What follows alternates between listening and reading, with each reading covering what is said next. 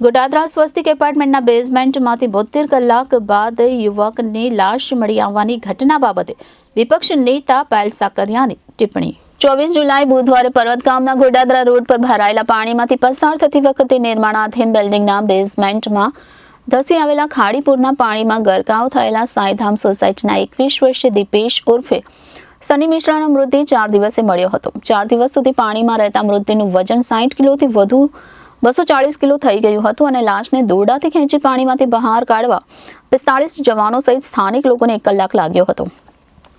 મૃતદેહ જોઈને પરિવારે જવાબદારો સામે કાર્યવાહી કરવા માંગણી કરી અને મૃતદેહ સ્વીકાર્યો ન હતો, જેને પગલે મોડી રાત્રે પોલીસે કન્સ્ટ્રક્શન સાઇટના બિલ્ડર સત્યનારાયણ રાઠી અને તેના પુત્ર સામે બેદરકારીનો ગુનો નોંધ્યો હતો। સાઇટ ચાલતી હોવા છતાં કોઈપણ પ્રકારનો બેરિકેડિંગ ન કરતા દીપેશ ફૂટપાથ પરથી સીધો બિલ્ડિંગના બેઝમેન્ટમાં ભરાયેલ પૂરના પાણીમાં ધસી ગયો હતો।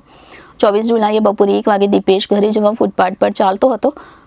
અહીં પાણી ભરાયેલા હતા, પણ કિનારી દેખાતી ન હોવાથી તેના સહારે જતી વખતે ફૂટપાથને અડીને આવેલ નિર્માણાધીન બિલ્ડિંગના બેઝમેન્ટની જગ્યામાંથી પડી ગયો હતો। 2 માળ સુધીના બેઝમેન્ટમાં ભરાયેલા પાણીમાં ગરકાવ થઈ જતા ફાયરના જવાનોએ તેને શોધવાનું શરૂ કર્યું હતું અને ફૂટપાથ અધૂરી હોવાથી આ ઘટના બની હતી।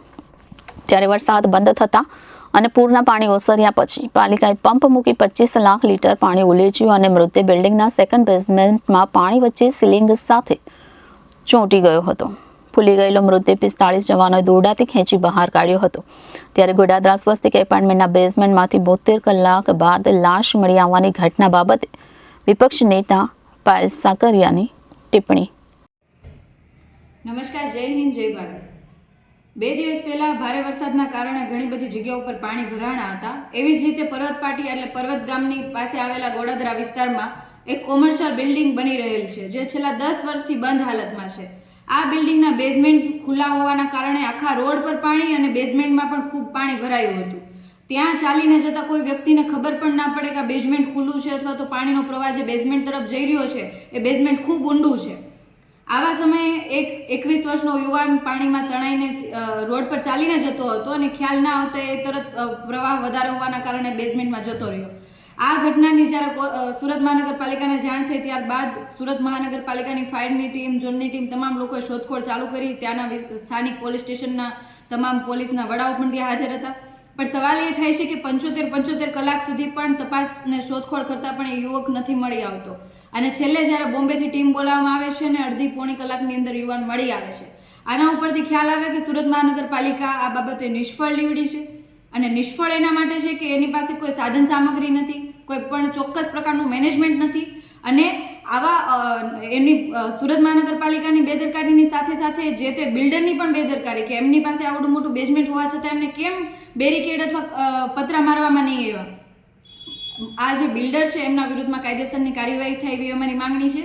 એના ઉપર ફરિયાદ નોંધાય અને સાથે સાથે આના પાછળ જેટલા જવાબદાર અધિકારીઓ છે કે જેમણે આ બાબત ખબર હોવા છતાં પણ એના ઉપર કોઈ એક્શન નહીં લેવડાવ્યા, આવી ખુલ્લી બિલ્ડિંગને એમને છોડી દેવામાં આવી, તો એના ઉપર પણ એક્શન લેવા જોઈએ, એમના વિરુદ્ધમાં પણ ફરિયાદ દાખલ થવી જોઈએ અને સુરત મહાનગરપાલિકાના તમામ ઝોનની અંદર તમામ આવા પ્રકારનો સર્વે કરવામાં આવે કે કેટલી બિલ્ડિંગો ખુલ્લી છે અને કેટલા આવા ભયજનક સ્થાનો છે, તો એના ઉપર સર્વે કરીને કાયદેસરની કાર્યવાહી કરવામાં આવે જેથી આવનારા સમયની અંદર આવી બીજી કોઈ દુર્ઘટના ના બને।